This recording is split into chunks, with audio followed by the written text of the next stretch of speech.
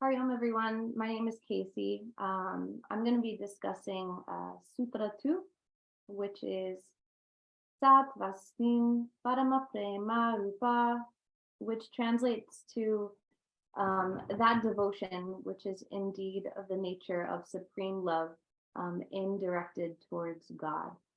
And to first dive into the sutra, we have to ask, well, what exactly is devotion? And in the commentary, Gurudev describes devotion as that supreme love towards God, or when we start to have the thoughts in our mind that flow towards God, and all of our intention and our actions are all for the divine purpose. And then the second piece we have to really explore is, well, then what is love? And love can be described as this overwhelming relationship that grows in joy and just full embodiment between the lover and the beloved. So that connection, or sort of that clasp that connects the two. And then the third would be, well, what is the beloved? What is it that we love? And Narada Ji describes it as that. So both the manifest and the unmanifest form of God. So thinking of this idea of love, it's something that's very common. I'm sure most of us have said it at some point today, right? We love something. I don't know if we're in the city, maybe we didn't love the weather up until now. Maybe we loved the way our hair looked, or we loved one of our friends that we saw today, whatever it may be. But there's two different types of love. And I think, this is what the sutra really gets at, and something that's so important to really differentiate. And the first is this lower level, you can call it, of love, or this affection. So this love that's towards something that just doesn't raise us up, right? It can be a material, or maybe just anyone in the media. Maybe it's a possession that you have or just value a lot. But it's something probably that brings you some mutual benefit, some satisfaction, or something that makes you happy, right? Our shoes might make us feel stylish, or the weather might be nice and sunny, except these things are temporary, right? These things that we love, they don't last, because we only love the weather until it starts raining. Or we only love those nice white shoes until they become muddy, and then we toss them to the side. And it builds on this essence of separateness, where it is myself, and then it's these objects, or even these people. I love these friends until they talk behind my back, and then no longer do I love them anymore. And sometimes even when we bring in this type of love to our relationships, we can find this idea of sometimes being too dominant, right? Our ego gets involved, and we actually might do harm on the people that we claim to love. Or we may even be too passive and allow people to walk all over us because of this. So when all of these ideas of separateness come into play, we start to believe that the world is real. We start to reflect that love on things that are not real in the world. But then if we transition to this other piece of supreme love or devotion, well, we know that this is towards something much higher, whether that's to God or the divine, which is what the sutra is aiming at, but also our guru, our teacher, and in the right intention to our parents, our children. And when we start to love these things, we know it's much different than what we had previously discussed. It expands our love, and it's without any expectation. We know that we do it regardless of the feedback that we're going to get, or if that person comes and goes, or even if things don't turn out the way we want, we still love unconditionally. And when that occurs, we're able to expand our love so much further. It becomes so much more ingrained in everything that we see with that mindset. And it becomes far more permanent. We recognize that type of love, it can't be taken away or altered when things change, or when it's, it doesn't go our way, or maybe that teacher, that that elder says something that we don't like. And it begins to bring in that essence of oneness, where we're able to move deeper into the idea of what actually is real. Who are we, and what is it that we love, and how there's truly no difference behind that. So in a separate commentary, Puja Gurudev uses an exercise that we can all take to sort of reflect on this idea of supreme love. And that's simply by asking ourselves a question of, well, what do we love and what are we devoted to? You could say, I love my shoes, I love the weather, I love my husband, I love my car. But what about, I'm devoted to my shoes? I'm devoted to my car. Maybe some people are, I don't know. But really, I'm devoted to my husband. I'm devoted to Bhagavan. And that's just a simple thing that we can do every day when we start to get caught up and find that our thoughts are flowing, our energy is flowing into a particular direction where we're feeling so consumed. Do we truly have this supreme love or devotion for that, or is it just something that we may be attracted to? And that can create for subtle adjustments in our lives.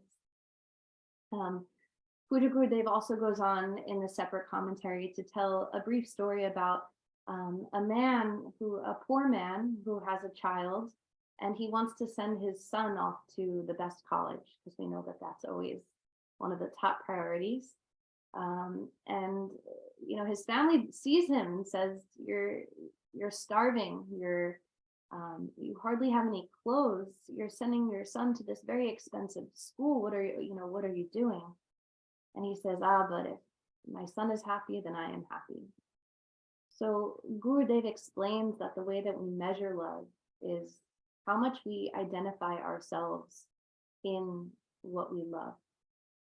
And whether that's a person or whether that's an item, when it's taken away, how much of ourselves is lost with that, right? We could just pick something or someone, and if that's taken away, how much of that will create a part of us that will be then lost. And if that mentality of identifying ourselves in something, especially that is lower, well, that's where we have the term, I fell in love, right? Because we fall. We fall when we love those things that are lower. But I think the most beautiful piece that Gurudev shares that really made me fall in love with the sutra is that, well, what if we began to identify ourselves in the divine, the same way that we just discussed in this other example? So if we're truly able to see ourselves in God, and we could do japa, we could do kirtan, puja, but this is the secret ingredient that sort of changes the intention behind all of that. If we're really doing that with that supreme love, with that identification with the divine. And this is something that really spoke to me as someone who's just on a journey to see God everywhere. Especially, I was married, I got married 7 months ago. So really every day trying to reflect on when are my actions through this temporary love, or maybe it's just that I want something, there's an expectation, and when is it that I'm truly devoted? So this is a constant practice that I'm working through. And the last thing I'll really share, I was just kind of researching the idea of devotion, and I came across a blog that just shared an example, or maybe even another practice of nature. When you walk outside, every morning the sun will rise, whether the sky is cloudy, the sky is clear. The flowers, especially this time of year, you can all go outside and see that the flowers are in bloom, and everything just works so harmoniously. And nature just functions without anything in return, without any expectation. So if we just walk outside, we can really begin to see ourselves in that divine that is in nature as well. So, Hari Om.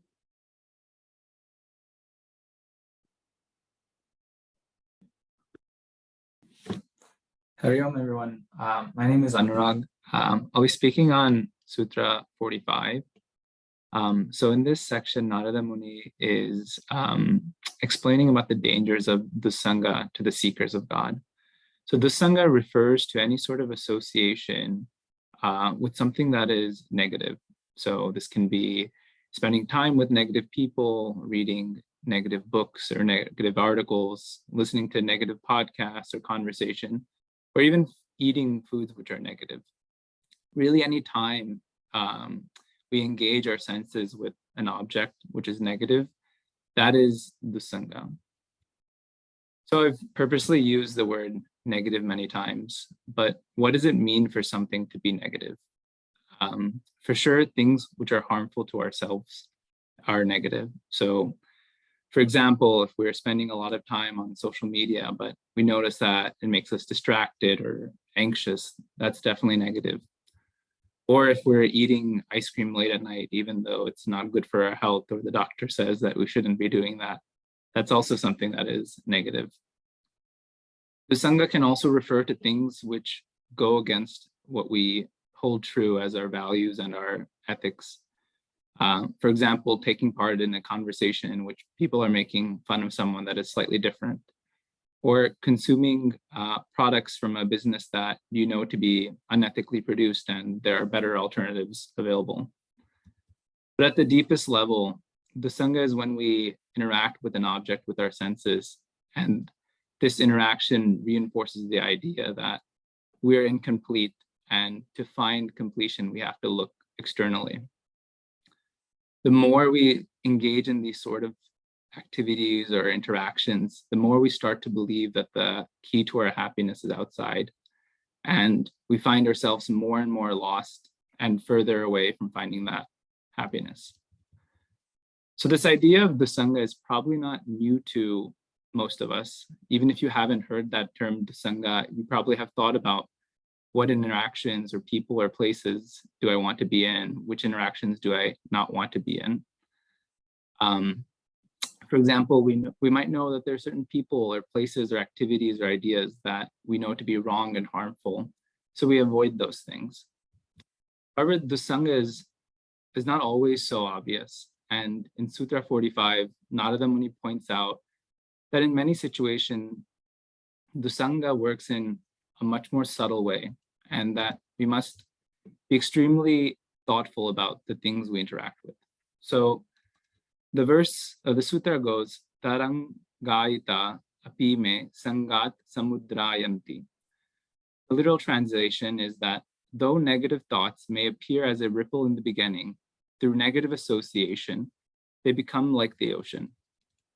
Narada Muni explains that the effects of the Sangha are not immediately obvious.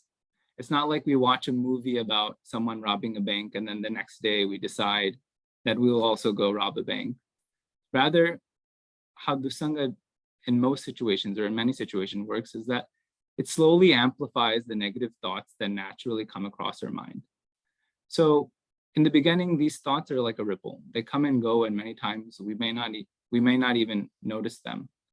But with the help of the Sangha, these thoughts start to grow and grow and get so large that they eventually become what we hold to be true and who we become. The ripple becomes the ocean. One reason I found this sutra so striking was that I think it helps us understand how we can see such evil tendencies in the world and how they become so powerful. I don't think anyone wakes up one day and thinks, oh, starting from now on, I'm going to be a selfish person, or starting from now on, I'm going to steal from others. Or starting from now on, I'm going to look down on people that don't have as much as me. Rather, they're the result of these tiny interactions that over time start to shape our mind and as a result, shape our actions and behavior. And eventually, these people, including us, start to become people that we never intended to be. And we fail to become the people that we hope to become. So last year, I had a really eye-opening experience of this. I was teaching Bala Bhagavatam in the Balvihar and with the third graders, and we were going over the 6 enemies of the mind. So Kama, Krodha, Lobha, Mada, Moha, Matsarya. And we were explaining to the children that these are the 6 enemies of the mind, and we need to overcome them in order to become the best versions of ourselves. And as we were describing kama, or desire, one of the students raised his hand and asked, is it possible to not have desire? And I was really floored by this question that he asked. One, because most of the time this kid was kind of bouncing off the walls and I didn't know if he was actually paying attention. But clearly he was, and had such a profound question to ask. To this I said, yes, and he responded with saying, okay. But the way he said it was that he accepted it completely. It was as if I told him it was the time of the day or that the sky was blue. And as I was explaining this to him, I realized that even though he was able to accept this with such simplicity, I didn't fully believe it. Somewhere along the way, maybe through the messages I got from my peers and my friends and families, or the conversations and the activities that I had engaged in, this idea that one could be without desire had become almost unbelievable to me. I didn't choose to one day decide this, but it was these interactions and the extent of the Sangha that I had engaged in that had somehow subtly changed my mind to make it think that happiness was external. So what can we do about the Sangha? First, we can try to avoid these situations, to think carefully about the types of people and places and activities that we engage in, and think about how we feel not only in the moment, but in the preceding days and weeks, and how it also shapes our mind and thoughts in the days and weeks afterwards. And to think whether this activity is making me go in the direction that I want to go in, or is it making me go in the opposite direction? And to think for ourselves, what's more important for us? Is it more important to have this activity in this moment, or is it more important for me to move forward in this direction? And once we decide that moving forward in that direction is what is most important for us, it becomes easier to drop the small activities that maybe now we might enjoy or have some liking for, but ultimately take us away from the goal. However, we cannot always avoid the Sangha. There's certain situations in which we have to be in situations that maybe we don't want to be in. We have personal or family or professional obligations, and sometimes it leads us to being in these environments. But even in these environments, almost always we can find some good in those situations. And maybe we're at a party and maybe there's 20 people that are engaging in conversations that we don't like, but maybe there's one person that is engaging in a positive conversation. So we can spend time with them. So even when we're in these sort of situations, we can always look for the good and try to focus on that and let go of the rest. Lastly, and perhaps most importantly, we can also engage in satsanga, or positive association. I don't think the mind is inherently biased to be negative or positive. And just as we can bring the mind down with these negative associations, we can also bring it up with positive associations. So we can seek out positive places and people and ideas and spend as much time as possible in those places. And we will see our minds transform in front of us and start to see that we can become so great that we didn't understand this before. Thank you.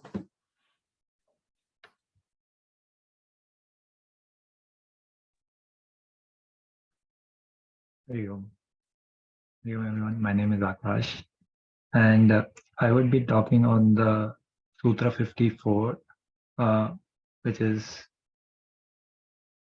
describes the pure love that Casey was talking about in terms of 6 qualities that a pure love should have. This comes in the context where in the previous sutras, Naradji is saying that this pure love or pure devotee, or the highest devotee, we cannot explain his pure love. It has to be just experienced. But going forward, because since we are sadhakas, we are not yet experienced that pure love. For our sake, Naradji puts it in words, It's similar to, like, we know that Brahman cannot be put in words, but still we have text and text which talks about what the Brahman is. And we try to realize that, because that's a pointer that helps us to go to the one that is being pointed. So here the sutra goes as follows. It describes the 6 qualities of a pure love, of what pure love should be like. So I'll just list down, like, that's the entire sutra also. Gunarahitam, Kamna Rahitam, Pratikshana Vardamanam, Avicchinnam, Sukshmataram, Anubhava Rupam.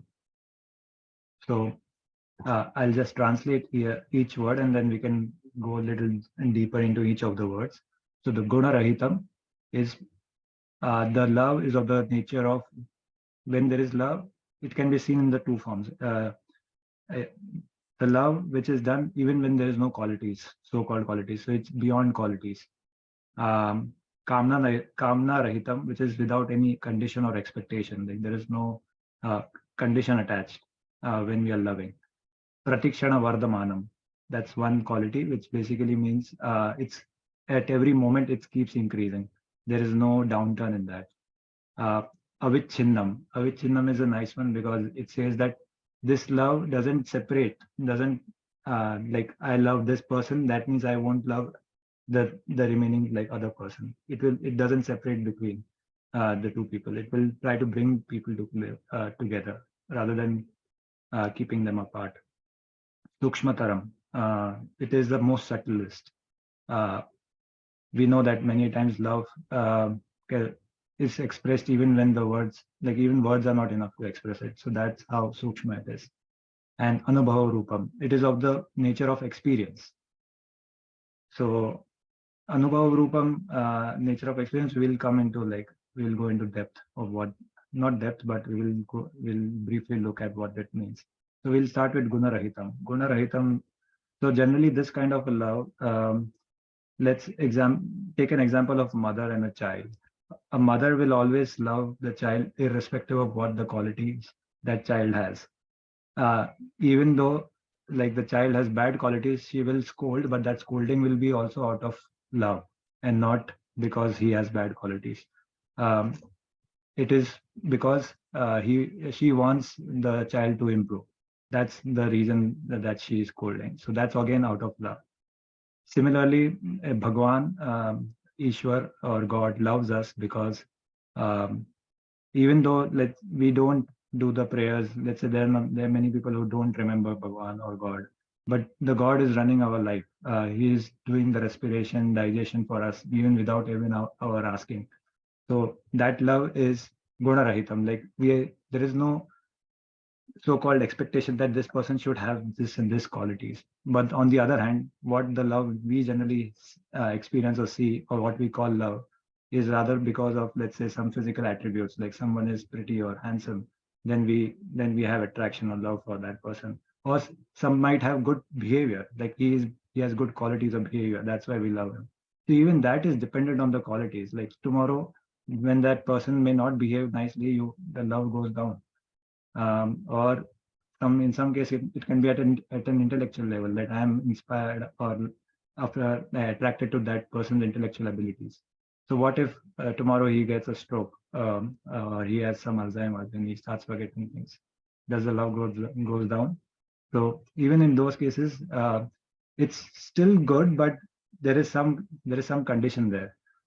So on the contrary, the love that Bhagwan has for us is like that, of Gunarahitam, which, like, Bhagwan is not expecting any qualities from us, but he still takes care of us. So that's first. The second is Kamna Rahitam. Like, again, if we have any Kamna or expectation, then that love is not love, but a transaction that I have given you so much love. In return, you should also, like, at least acknowledge that love back, or at least acknowledge that and reciprocate that love. So many times we feel that oh, I have done so much for him, but that person doesn't care for it. He just doesn't care for whatever I do. So that again is an expectation where it's a subtle expectation that we are keeping. So even that expectation is not there in the Kamna Rahitam. So again, we take an example of mother and a child. The mother is not expecting anything in return. In fact, she is giving up her own. She is sacrificing her own self for the happiness and the fulfillment of the child. So that is kind of the love that is pure love that we generally talk about. And I'm taking an example of mother and a child because that's one of the love that is mostly pure, even in that we have witnessed in our daily experience. But the love that Bhagwan, because we are in the stage of sadhaka stage, right? We have not yet reached Bhagwan. So we have not yet experienced this highest love that these bhaktas are talking about, the highest bhaktas are talking about. So at least we have this proxy for that. Pratikshana Vardhamanam, the next quality, which means it's increasing gradually at every moment. So when does the question arises, when does the love reduces? It reduces if there is an expectation which is not met, or if there is something which has not gone according to what we wanted. So again, this points back to the previous quality that it should be kamna rahitam. Or the love reduces when we had attached our love to some qualities like gun. If that person has started getting bad qualities, then our love gradually reduces. So again, the love was not for the person per se, but for the qualities that the person had. So it was not guna rahitam. So again, the pratikshana vardhamanam is pointing back to the previous two qualities that if it's pratikshana vardhamanam, if it has to be pratikshana vardhamanam, that means if it has to increase every point, then it has to be kamana rahitam and guna rahitam. Otherwise, it cannot be. So the fourth is the avat chinnam. That's an interesting one because even mother's love is like, this is my child. I don't have the same affection for some other child. So even there, we see that there is like separateness, like this is my child and then this is the other child. But if you see in this case, Bhagwan's or God's love for him, for Bhagwan, everyone is a Bhagwan's child, irrespective of that person is doing good or bad deeds. Bhagwan will run his life. Bhagwan will take care of his respiration. Bhagwan will take care of his digestion. Bhagwan will wake him up from when he goes to sleep and like bring his memory back when he wakes up in the morning that, okay, I want to do X, Y, Z things.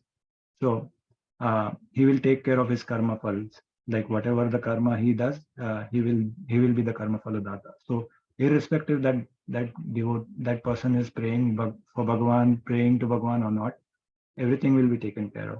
So that is our chinnam, and because every person is Bhagwan's child without any division. Sukshmataram.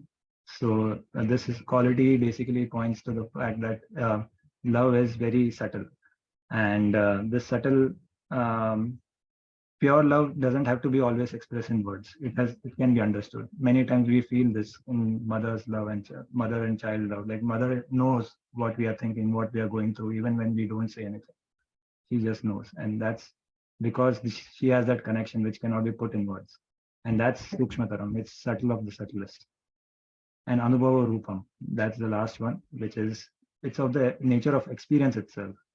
So an example is given in the scripture, like if someone asks you what's the taste of sugar like, you cannot put in words. You'll just give that person a sugar and say that take this and taste yourself.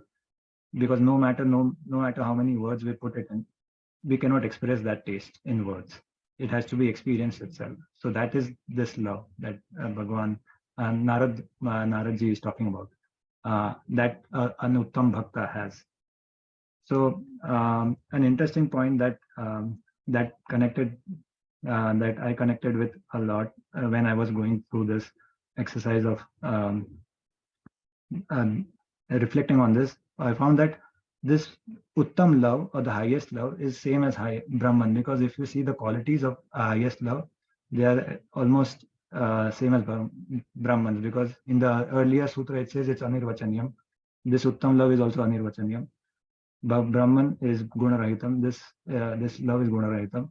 Brahman is Kamna Rahitam in the sense that this is your own self. So what you are, so what's there to have Kamna for? Similarly, this love is Kamna Rahitam. It's somewhere in Anandagiri's Tika, it said that Brahman is Anubhava Matram. So that's Anubhava itself, it's pure experience itself. And this year also we said it's Anubhava Rupam. It's Sukshmataram. We know that Brahman is so Sukshma of the Sukshmas, like subtle of the subtlest. and Avachinnam, that it's undivided. So we know that Brahman is Avachinnam. So from that point, we see that this at highest point, Gnan and Bhakti both come together. That was very interesting. Yeah. Yeah.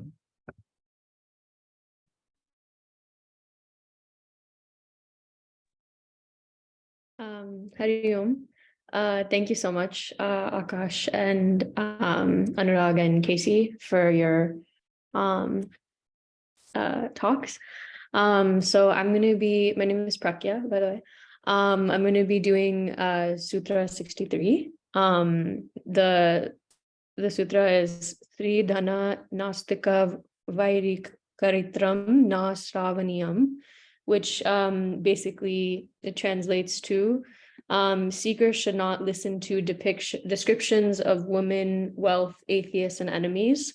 So basically what this sutra is trying to say is when we're trying to seek Bhagwan and we're in that stage of bhakti, we might think that, you know, we're very strong and hard to break, like that sort of penance in that state. But this warns us that, you know, it's still not good to surround ourselves with lustful depictions of women or kind of indulgent ideals of wealth and materialism, and also with kind of opposing or hateful ideas. So kind of building off of a little bit of what Anurag talked about with thinking carefully about what you surround yourself with.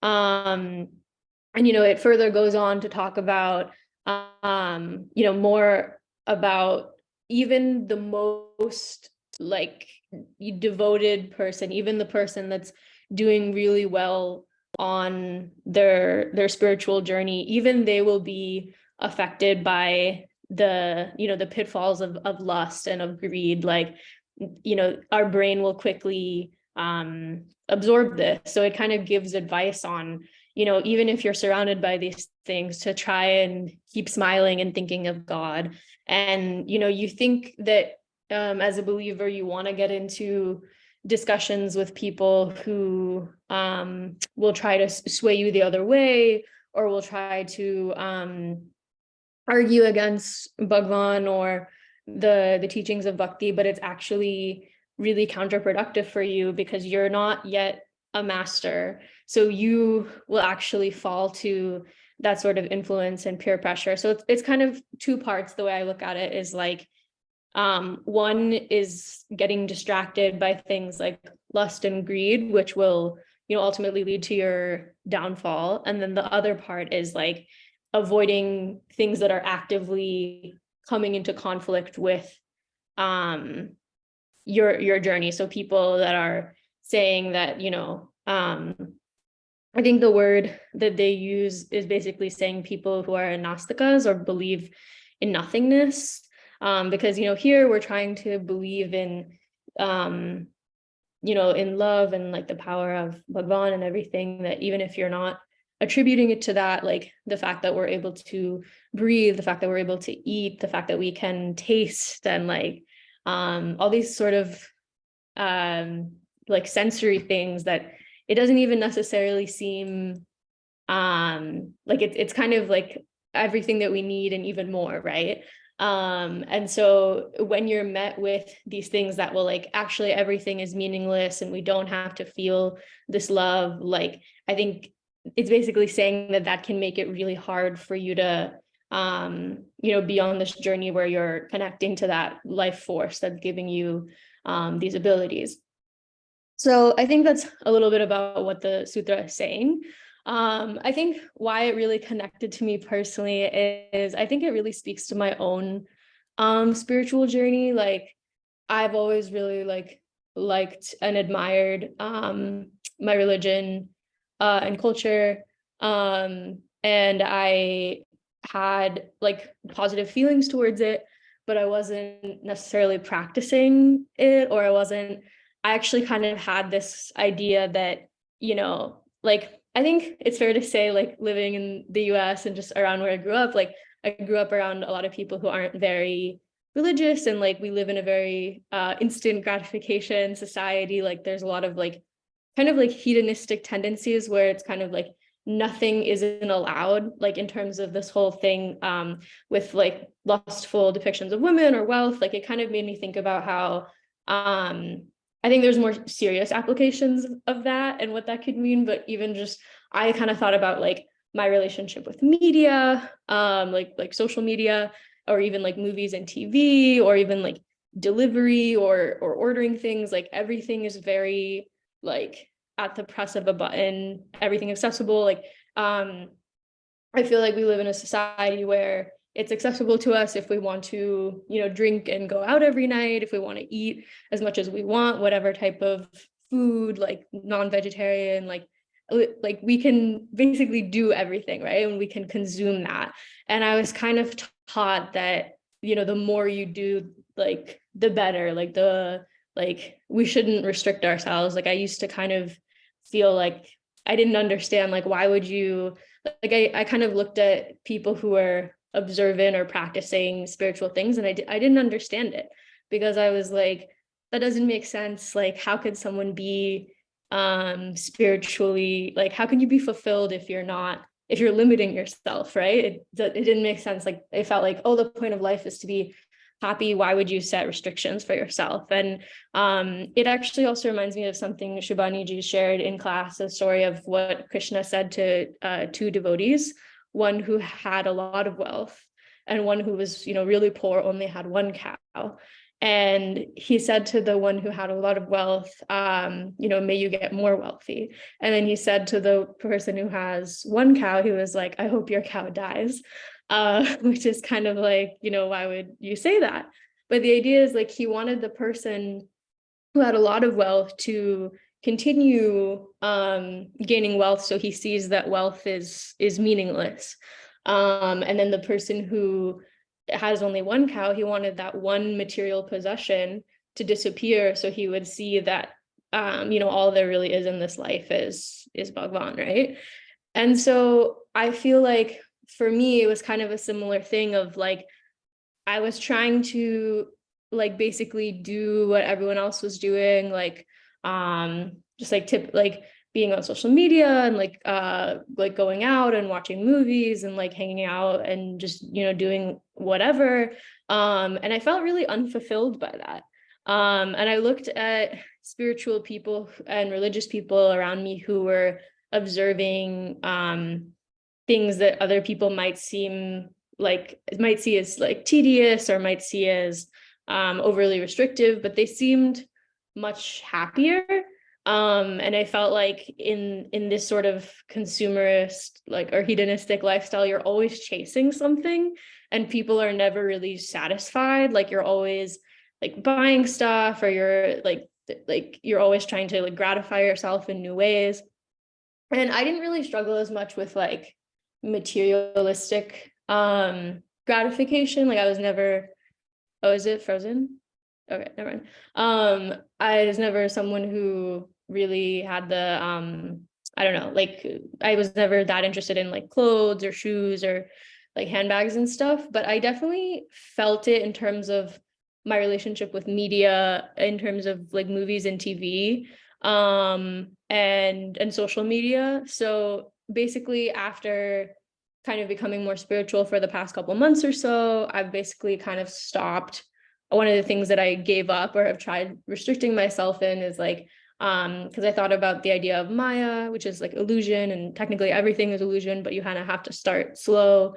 So I kind of gave up, or I fully gave up like watching movies and TV, especially when I'm alone. Like I don't like binge watch Netflix anymore or anything. And so that I found was really helpful to me. Like it just gave me so much more time in my life to like focus on myself. And like I think I was just consuming something, and now I feel like I'm not doing that anymore. And I feel like it like that's kind of what why the sutra spoke to me, in terms of like not like allowing yourself to just have everything that you can consume, and like trying to surround myself more and more with like-minded people who have like-minded ideas. And like, I joined this group and am able to talk more and hear more about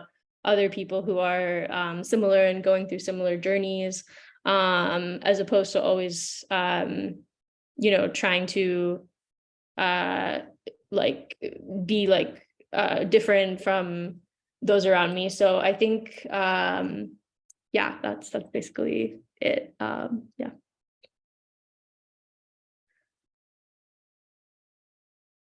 Ariel. So thank you to all of you, to Casey, Anurag, Akash, and Prakya for reflecting on Narada Bhakti Sutra and Puja Gurudev's commentary. Today I'll just share a few thoughts on Puja Gurudev. One kind of devotion is devotion towards Guru. And today we will see Puja Gurudev's devotion towards his Guru, Swami Shivanandaji. We all know that Swami Shivanandaji was Puja Gurudev's Diksha Guru. He's from whom, before Swami Chinmayananda became Swami Chinmayananda, he was Balakrishnan Menon.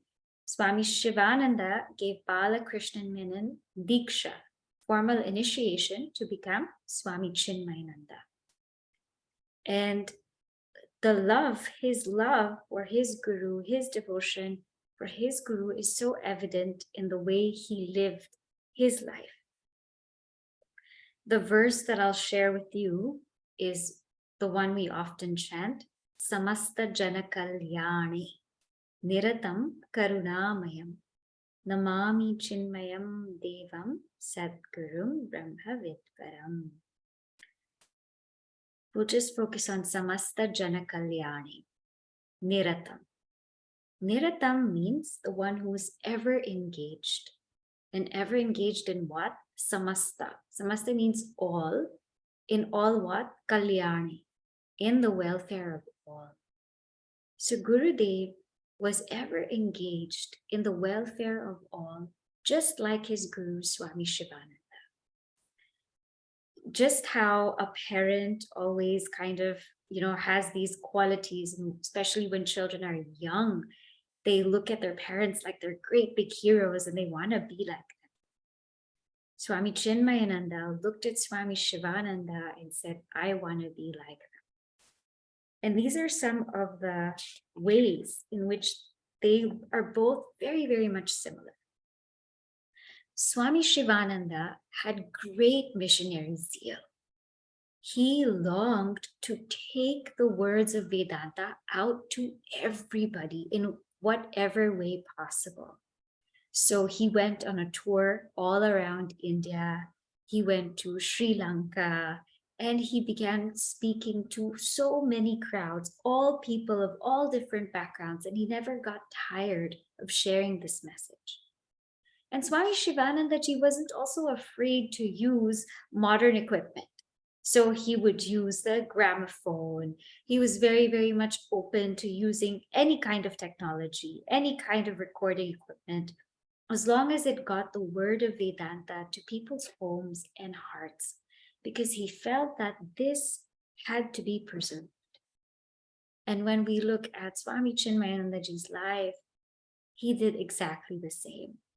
He was so inspired when he was studying with Swami Tapovan Maharajji one day. He was so inspired just looking at the Ganga and seeing how Mother Ganga was flowing down the plains. And he said, this knowledge has to reach everyone. And so he came down to the plains, and with opposition, there was a lot of opposition because he was spreading the scriptures in English.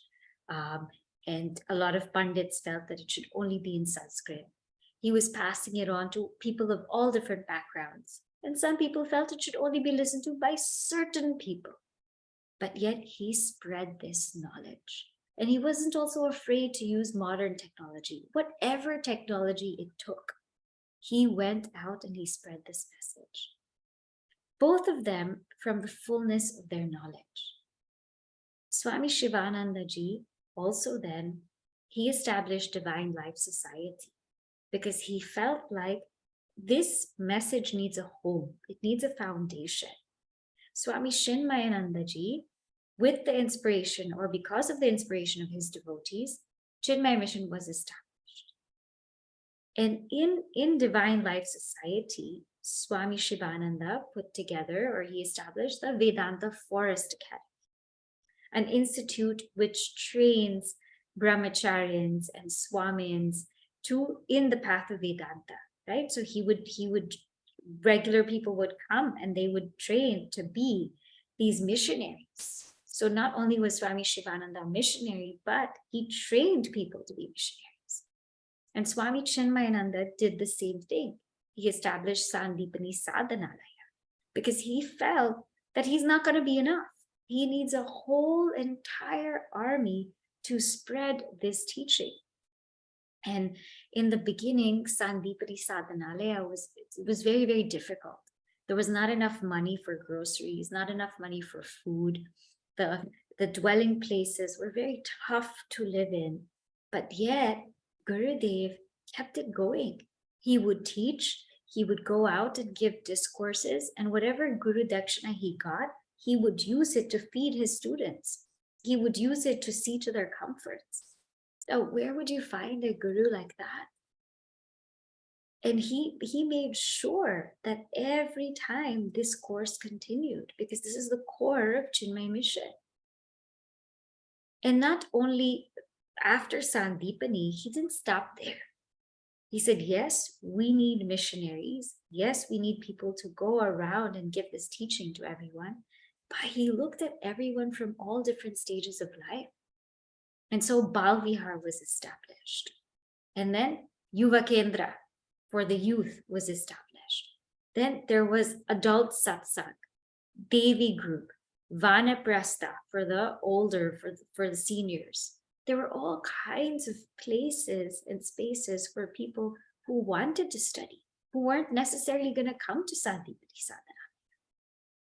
And he didn't only limit himself in Bharat. I can vouch for this because I, who grew up in the Philippines in Southeast Asia, we had a Bal Vihar.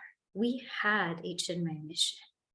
And Gurudev's reach was so vast and wide that he was in the Middle East, he was in Asia, he was in Africa, he was in the Caribbean, he was everywhere. And because he was everywhere, he touched everywhere.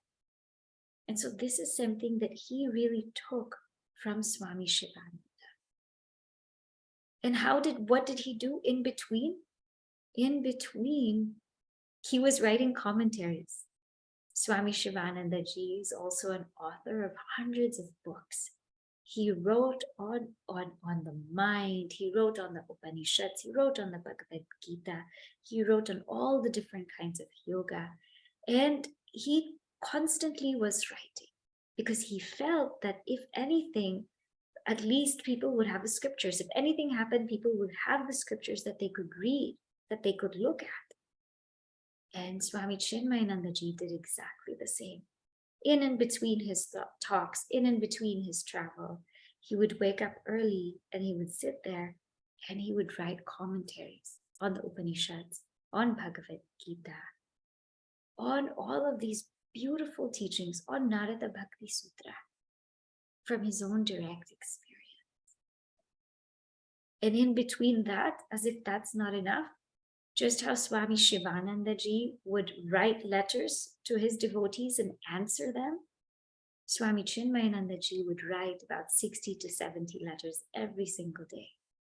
And some of the letters he would handwrite, he himself would post it. He himself would put it in an envelope and post it.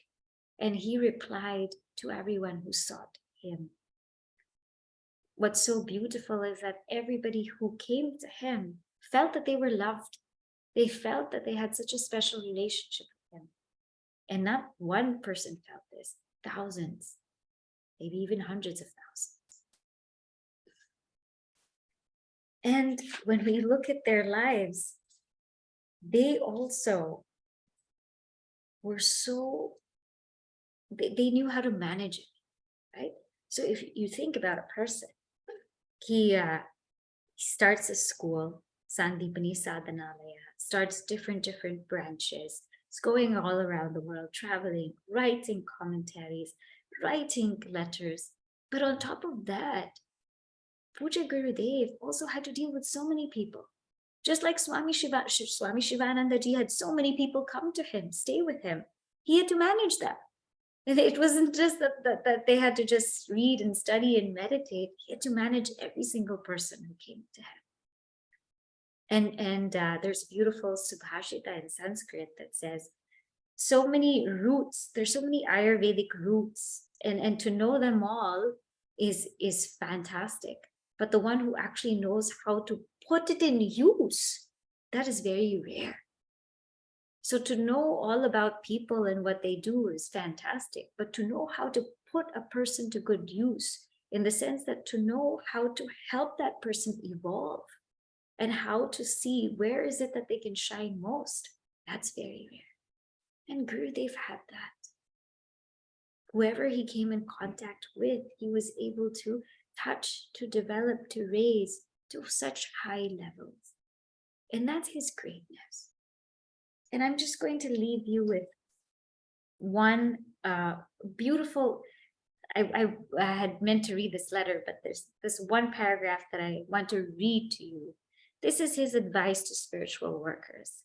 And I hope that this advice is something we can take just by thinking about his life and how he was really samasta jana kalyane niratam. He was ever engaged in the welfare of all, in and through his days and nights, inspired by his Guru Swami Shivananda ji. So Gurudev says, as his servants, as spiritual workers in the community, never expect to gain anything from others. We look forward only to receive abuses from the uninitiated fools in the community, a mere shelter under the wayside tree, some food thrown at us, maybe with abuses. If you get anything more than these, that can only be because of his endless kindness and special grace. That's what he said. We're all his workers, we're all his team of sevak. And he says, expect it. Expect criticisms, expect people saying all things about us, expect maybe people throwing things at us. And if we get a little bit more than that, that is because of grace. And he means it, because all of these things are to work on our ego. And it is only through this that we can attain something even close to Puja Gurudev. But until then, I hope that we can always remain at his feet. To close, Casey, we had a little bit of a hard time hearing you when you were singing.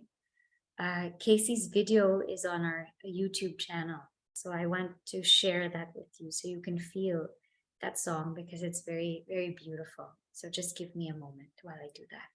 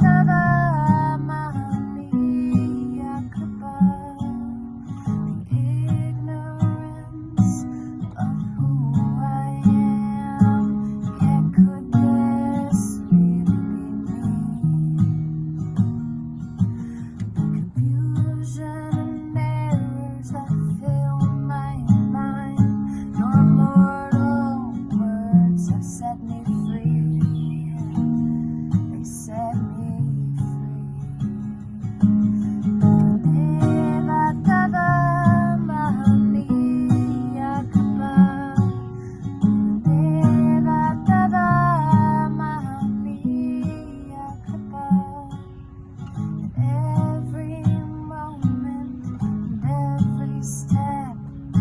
You've been there to protect me. May I never forget your unending grace. May I be at your feet for eternity. Eternity. Deva Tava Mahamiya Kapa. Deva Tava Mahamiya Kapa. Deva Tava Mahamiya Kapa. Deva Tava Mahamiya Kapa.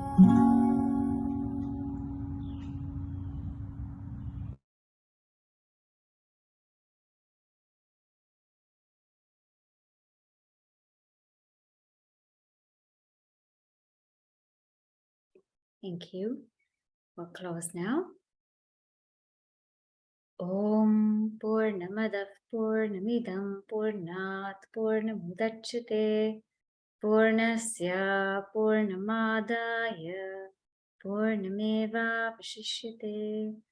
Om Shanti Shanti Shanti. Harihi Om Shri Gurubhyo Namah. Harihi Om. We'll see you again tomorrow. Thank you. Bye.